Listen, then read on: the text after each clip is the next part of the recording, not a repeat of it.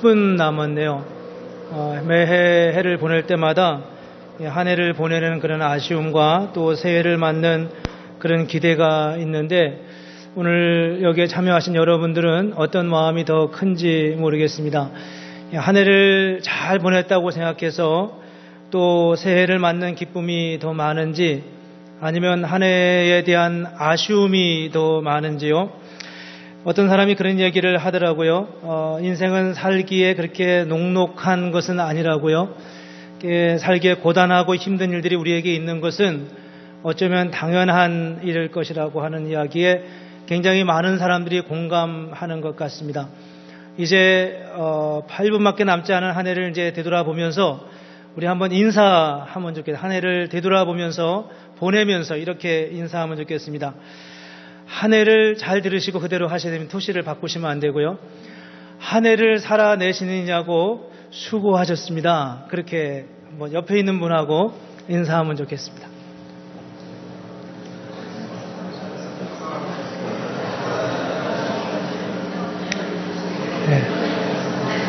네. 한 해를 살아내시느냐고 많이 수고하셨습니다. 한 해를 사는 게 그렇게 녹록한 일은 아닙니다. 어떤 분들은 설렁설렁 보낸 분도 있을런지 모르지만 아마 많은 분들은 힘겹게 한 해를 보냈을런지도 모릅니다. 또 새해가 우리에게 기다리고 있습니다. 그런 새해는 하나님께서 우리에게 더 큰 은혜를 주실 것을 믿지만, 그러나 또 다가오는 새해도 우리에게 항상 좋은 일만 있을 것은 아닐 것입니다. 그러나 그럼에도 불구하고 하나님께서 우리 가운데 더 크고 놀라운 은혜로 함께 하실 것을 믿고 주님 부르시는 그날까지 승리하며 달려가는 그런 우리 모두가 되기를 주님의 이름으로 축복합니다. 오늘 본문의 말씀을 보면 이 본문의 말씀은 사도 바울이 복음을 전하는 과정 속에서 전했던 말씀 중에 한 부분인데, 다윗에 대해서 이렇게 표현하고 있습니다. 하나님께서 말씀하는 것을 다윗이 바울이 인용하는 것입니다. 내가 이새의 아들 다윗을 만나니 내 마음에 맞는 사람이라 내 뜻을 다 이루리라 하시더니 하나님이 약속하신 대로 이 사람의 후손에서 이스라엘을 위하여 구주를 세우셨으니 곧 예수라라고 말씀하고 있습니다. 이 안에 너무나 많은 의미가 담겨져 있어서 어떻게 설명해야 될지 모르지만, 이 말씀은 2015년 1월 4일 첫 번째 주일날 전했던 말씀입니다. 그리고 이 말씀을 근거로 해서 올 한 해 동안 우리가 하나님의 뜻, 하나님의 성취라는 제목으로 라는 표어를 가지고 한 해를 살아왔습니다. 물론 한 해 동안 이 표어를 얼마큼 많이 기억했는지는 모르겠습니다. 그러나 이 표어 가운데 담겨져 있는 우리의 고백이 있었고, 그런 고백을 이제 한 해를 뒤돌아보면서 우리가 이 고백에 맞춰서 어떻게 살았는지를 한번 돌아보고, 그리고 다윗은 어떻게 살았을까? 다윗이 살았던 삶의 원칙들은 무엇이었을까? 다윗이 그렇게 위대하고 훌륭한 삶을 살았다고 하는데, 다윗에게 있어서의 그런 아름다운 믿음의 모습이 무엇인지를 잠깐 우리가 길지 않게 생각하면서 새해를 맞이했으면 좋겠습니다. 다윗에게 보여주는 세 가지 두드러진 점이 있는데요. 그 중에 첫 번째는 뭐냐 하면, 다윗은 자기가 살아가야 할 삶의 과제가 내 뜻이 아니라고 생각했다는 것입니다. 여기 이렇게 말씀하잖아요. 내가 이새의 아들 다윗을 만나니 내 마음에 합한 사람이라 내 뜻을 다 이루리라 하시더니 라고 말합니다. 하나님께서 사무엘을 통해서 다윗을 만나시면서 이렇게 말하는 거예요. 이는 내 마음에 합한 사람이다. 내 뜻을 다 이루리라. 다윗의 뜻, 다윗의 비전, 다윗의 소망을 이루는 게 아니라 하나님께서 다윗을 통해서 하나님의 뜻을 이룬다고 말씀하고 있다는 겁니다. 여러분, 2015년에는 우리가 어떻게 살았든지 간에 2016년에는 정말 내가 꿈꾸고 소망하는 그런 인생을 살아가기를 원합니다. 그렇게 됐으면 좋겠습니다. 그런데 오늘 본문에 보면 그렇게 말하지 않고, 다윗은 내가 다윗이 내 마음에 꼭 들기 때문에 내가 이제 다윗을 통해서 다윗이 원하는 것을 이루어 줄 거야, 이렇게 말씀하지 않고, 다윗이 내 마음에 합한 사람이기 때문에, 내 마음에 드는 사람이기 때문에 내 뜻을 이루겠다, 이렇게 하나님께서 말씀하셨다는 겁니다. 여러분, 이 말이 사실 그렇게 쉽지 않은 것을 알 수 있습니다. 다윗은 평생을 살아가면서 자기의 야망과 자기의 꿈을 성취해 간 사람이 아니라 하나님의 뜻이 자기 가운데 이루어지기를 원했던 그런 사람이었습니다. 그래서 다윗을 보면서 우리는 무엇을 알 수 있냐 하면, 다윗의 직업이 뭔가요? 여러분, 다윗의 직업이 뭔지 아시나요? 다윗의 직업은 왕이었습니다. 여러분, 누군가 저에게 뭐 하시냐고 물으면 제가 그렇게 당연히 대답하지 않겠어요? 저는 목사입니다. 살루스빌 한인교회 목사입니다. 여러분은 다 나름대로 여러분에게 무엇인가 무슨 일을 하시니까 직업이 무엇입니까? 라고 물으면 다 여러분 나름대로 가지고 있는 직업을 말할 것입니다. 다윗은 뭐라고 대답하는지 아십니까? 사무엘 하 7장에 보면 하나님께서 그를 만나 주시는데, 그가 그를 만났을 때 다윗이 하나님 앞에서 자기를 표현할 때마다 무엇이라고 표현했냐면 항상 자기 자신을 주의 종이라고 표현했습니다. 자기를 왕이라고 표현하지 않았어요. 글쎄 어디 그런 게 있는지 모르겠어요. 저는 아직 성경 찾아보지 못했습니다. 다윗은 한 번도 자기 자신을 왕이라고 말하지 않고 언제든지 어느 순간든지 자신을 하나님의 종이라고 그렇게 고백했습니다. 여러분, 종이 무슨 일을 하는 사람인지 아나요? 종은 적어도 자기 결정권이 없는 사람입니다. 종은 자기가 원하는 대로 하는 수 없는 사람입니다. 종은 언제나 주인이 원하는 대로 주인이 시키는 것만 하는 사람이 바로 종이었습니다. 다윗은 만왕의 이스라엘을 다스리는 가장 위대한 군주였고 사실상 가장 강력한 권력을 가졌던 그런 왕이었습니다. 그럼에도 불구하고 다윗은 자기 자신을 한 번도 나는 왕이다 이렇게 말하지 않고 자기 자신을 종이라고 말하고 있습니다. 사무엘하 7장 19절에 보면 이렇게 말하고 있습니다. 주 여호와여, 주께서 이것을 오히려 적게 여기시고 또 종의 집에 있을 먼 장래의 일까지 말씀하셨나이다. 주 여호와여, 이것이 사람의 법이니이다. 20절, 주 여호와는 주의 종을 아시오니 다윗이 다시 무슨 말씀을 하오리이까. 21절, 주의 말씀으로 말미암아 주의 뜻대로 이 모든 큰 일을 행하사 주의 종에게 알게 하셨나이다.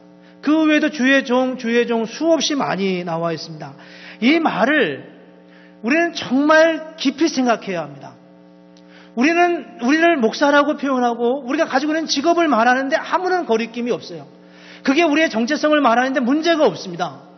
그래서 다윗은 자기 자신을 왕이라고 말하는데 아무런 문제가 없는 그런 사람이었습니다. 그렇지만 다윗은 어느 한순간도 자기 자신을 왕이라고 표현하지 않았다는데 중요한 점이 있다는 겁니다. 다윗은 자기를 위해 사는 사람이 아니라 하나님의 뜻을 이루어 가기 위해서 자기 자신을 내어 던진 그런 사람이었습니다. 다윗이 어디서부터 그런 삶을 살아갈 수 있었겠습니까? 다윗은 목동이었잖아요. 목동으로 자기가 살아가면서 내가 목동이었던 내가 이스라엘의 왕이 되어서 그 일을 감당하는 그런 사람이 되었다고 하는 것에 대한 감격과 기쁨이 있었습니다. 아마 우리 가운데 이런 얘기를 할 사람들이 있을지 몰라요. 나도 목동이었다가 왕이었으면 그런 고백했었을 거라고요. 근데 이 고백은 정말 아름다운 고백이 아닐 수가 없습니다. 우리에게도 그런 고백이 필요합니다. 근데 두 번째, 다윗의 인생에서 보여주는 두 번째 모습은 무엇이냐 하면, 다윗은 이 두 번째가 굉장히 중요하다고 여겨집니다. 자기를 위해 왕이 된 것이 아니고 하나님의 뜻을 위해 왕이 되어서 외면적으로는 왕이지만 사실상은 자기는 종으로 살아가면서 하나님의 종으로 그분의 뜻을 위해 살아가기 때문에 다윗이 하나님 앞에 담대하게 할 수 있었던 것은 무엇이었냐 하면, 내게 필요한 것은 무엇이든지 하나님 앞에 담대하게 요청할 수 있었다고 하는 겁니다. 나를 위해 구하는 게 아니라 그분을 위해 구하는 것이었기 때문에 다윗은 담대하게 자기가 필요로 하는 것을 하나님 앞에 구할 수 있었다는 거예요. 왜냐하면 그 구함의 내용 안에는 나를 위한 게 아니라 먼저 그분을 위하는 것이었기 때문이었습니다. 예를 들어 볼까요? 다윗이 어렸을 때 아직 왕이 되기 전이었지만 왕이 되기 전에 골리앗과 싸웠습니다. 많은 군사들이 골리앗을 두려워했습니다. 그 골리앗 앞에서 아무도 그 전쟁터에 나아갈 수 없었습니다. 근데 다윗이 담대하게 골리앗 앞에 나가잖아요. 나가면서 다윗이 한 말이 무엇인지 아십니까? 다윗이 이렇게 말합니다. 만군의 여호와의 이름을 욕되게 하는 내게 내가 나아온다. 이렇게 말합니다. 만군의 여호와의 이름을 욕되게 하는 너에게 내가 나아간다. 이렇게 말하는 거예요. 내가 이스라엘 민족의 장수의 자존심을 살리기 위해서 나간다. 그게 아니었다는 거죠. 내가 내 아버지를 위해서 나간다. 그게 아니었다는 거예요. 다윗은 그의 마음속에 만군의 하나님의 이름을 욕되게 하는 내게 나아간다. 하나님을 위해서, 그분의 이름을 위해서 자기는 나아갔습니다. 그래서 그는 담대히 나아갈 수 있었습니다. 왜냐하면 그렇게 달려가는 자신의 인생을 하나님께서 책임져 주실 것이라고 믿었기 때문이죠. 우리의 믿음의 확신이 어디서부터 나오는 것일까? 하나님은 우리를 다 사랑하십니다. 2015년도 지켜주셨지만 2016년에는 하나님께서 우리를 더 놀라운 은혜로 함께해 주실 것입니다. 그것은 틀림없는 사실입니다. 그런데 문제는 우리 안에 우리가 어떻게 하나님의 약속하신 것을 담대하게 구하며 그분 앞에 나아갈 수 있겠습니까?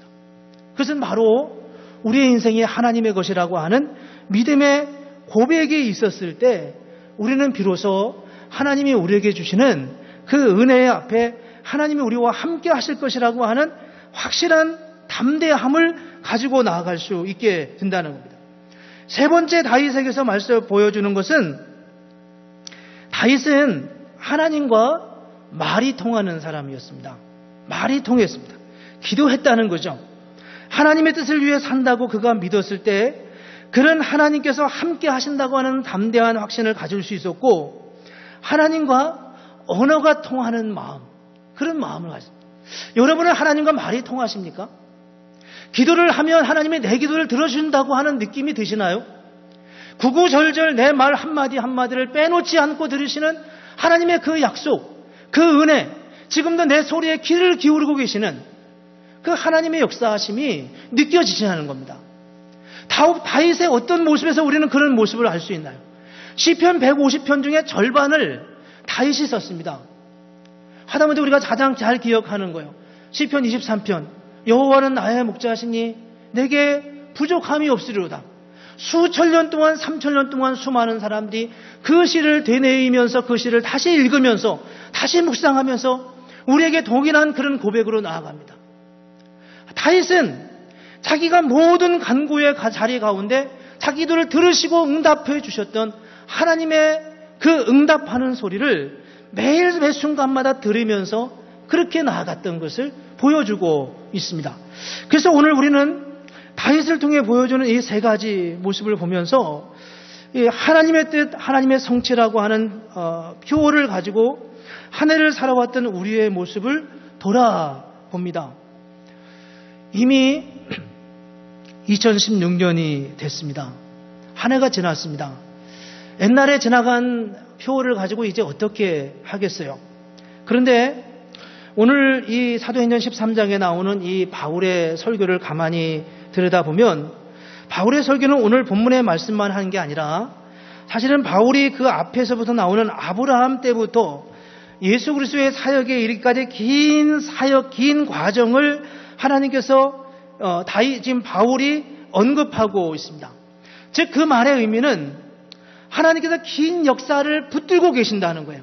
긴 역사를 하나님의 주권과 인도하심 속에서 지키고 있는 가운데 하나님의 그런 다윗을 통해서 그렇게 역사하신다는 겁니다. 하나님의 역사는 중단되지 않고 끝나지 않고 계속되고 있다는 겁니다. 2015년에서만 하나님의 역사가 중단된 게 아니라 하나님의 뜻, 하나님의 성취는 2016년에도 계속해서 이루어지고 있습니다. 우리가 조국과 민족을 위해서 기도할 때 그런 기도를 하지 않습니까? 마지막 우리 최 목사님이 기도해 주셨지만 하나님 이 미국 땅에 있는 이 교회를 살려주시옵소서. 이 한국 땅에 있는 한국 교회를 살려주시옵소서. 그럴 때 우리는 그런 생각이 있을 때가 있습니다. 아니 교회가 죽어가고 있어요. 이 땅에 교회가 죽어가고 있습니다. 우리의 믿음이 죽어가고 있습니다. 하나님의 나라가 식어가고 있습니다. 여러분 하나님의 나라가 식어간다고 생각하십니까? 하나님의 나라는 변함없이 이어져 가고 있는 숱한 역사의 수레바퀴 속에서 숱한 어려움과 즐겁과 어려움, 고통, 고난 속에서 하나님의 역사는 한 번도 없어지거나 사라지지 않았습니다. 다만 우리의 눈에 가시적으로 보이는 가시적 교회가 약해지고 연약해졌을 뿐입니다. 이 말이 의미하는 바가 무엇이겠습니까? 언제나 하나님의 역사는 유구하게 끊어지지 않고 이어져 가고 주님의 역사의 완성을 이루어 가지만 다윗처럼 그 약속을 믿고 소망하며 가는 자들에게 그 역사에 참여하는 큰 특권과 은혜를 우리가 누릴 수 있다는 겁니다. 이 땅의 모든 교회가 다 죽어도, 이 땅의 모든 사람들이 다 믿음이 식어도 우리가 주님 앞에서 그 약속을 바라보며 내 뜻이 아니라 그분의 뜻을 구하고 그분을 위해 살고자 결단할 때 하나님께서 우리의 삶 가운데 함께 하신 것을 믿고 그분과 친밀한 관계를 가지며 정말 그분과 말이 통하는, 대화가 통하는 그런 삶을 살아갈 때 우리는 이 역사의 과정 속에서, 수레바퀴 속에서 하나님의 주권과 인도하심이 날마다 더 깊어져 가고 더 아름다워져 가는 것을 맛볼 수 있다는 겁니다. 여러 번 말씀을 드리지만 저는 다윗의 전반기 생애보다 범죄한 후 다윗의 후반기 생애가 더 복됐다고 생각합니다. 힘들고 어려웠지만 그는 여전히 범죄한 후에도 숱한 고난과 즐겁과 어려움 속에서도 하나님의 약속을 변함없이 의지하고 그렇게 달려갔던 다윗이 정말 다윗이 되었던 것을 볼 수 있습니다. 이제 우리가 2016년을 맞이했습니다. 하나님께서는 2015년보다 2016년은 우리의 생애를 통해서 더 놀라운 일을 행하실 것을 분명히 믿습니다. 우리의 샬롯스빌 한인교회를 통해서 이곳에 모인 성구 영신 예배를 드리면서 함께하는 여러분 한 분 한 분을 통해서 하나님의 그 역사와 그 은총이, 그 주권이 변함없이 이루어질 것입니다. 다만 우리가 기억해야 할 것이 있습니다. 우리는 이제 내 뜻이 아니라 그분의 뜻을 구해야 합니다. 우리를 통해서 하나님은 그분의 뜻을 이루어가기를 원하는 겁니다. 그분의 뜻을 순종하고 복종할 때 우리에게 필연적으로 오는 마음의 고백이 뭐냐 하면 내 뜻보다 그분의 뜻이 더 위대하다는 겁니다. 여러분 이 사실을 믿으시나요? 2016년에 내가 소망하는 것보다 그분이 이루실 일이 더 크고 더 놀랍다는 사실을 믿습니까? 그 놀라운 사실을 우리가 믿는다면 우리는 그분께 우리의 삶을 맡기고 그분과 대화할 수 있을 것입니다. 그분의 음성에 귀를 기울일 수 있을 것입니다. 내 생각, 내 뜻이 아니라 그분이 2016년에는 무엇을 우리에게 주실 것인가? 2016년에는 하나님께서 나를 통해 어떤 위대한 일들을 행하실 것인가? 기대하면서 소망을 가지면서 갈 때 하나님께서 우리 교회와 개인을 통해서 행하실 그 놀라운 역사는 우리가 말로 다 할 수 없을 것입니다. 오늘 여기에 하나님께서 이렇게 말씀하셨습니다. 내가 이새의 아들 다윗을 만나니 내 마음에 합한 사람이라 내 뜻을 다 이루리라 말씀하셨습니다. 여기에 제가 한 가지 말을 좀 붙여도 될런지 모르겠습니다. 이렇게 말하면 좀 더 잘 이해가 될 것 같습니다. 내가 이새의 아들 자격 없는 다윗을 만나니 그는 내 마음에 맞는 사람이요 내 뜻을 다 이루리라. 성경에다 하나를 붙이면 저주를 받는다고 했는데 그런 의미가 아니고 자격 없는, 왜 자격 없는다고 했냐면 다윗은 8형제의 막내였습니다. 자격 없는 사람이었습니다. 그는 밧세바를 범한 사람이었습니다. 자격 없는 사람이었습니다. 그는 매번 자격 없는 자격에서 박탈됐지만 그럼에도 불구하고 그를 통해서 하나님의 일을 이루어 가셨습니다. 우리도 하나님 앞에 자격 없는 존재들입니다. 그러나 하나님께서 우리를 통해서 하나님의 역사를 이루어 가시고 하나님께서 새로운 해, 새로운 은혜를 주실 것을 믿고 이 설레임과 이 기대를 가지고 우리가 2016년을 힘써 달려가는 그런 하나님의 은혜가 있기를 주님의 이름으로 축복합니다. 네, 기도하겠습니다.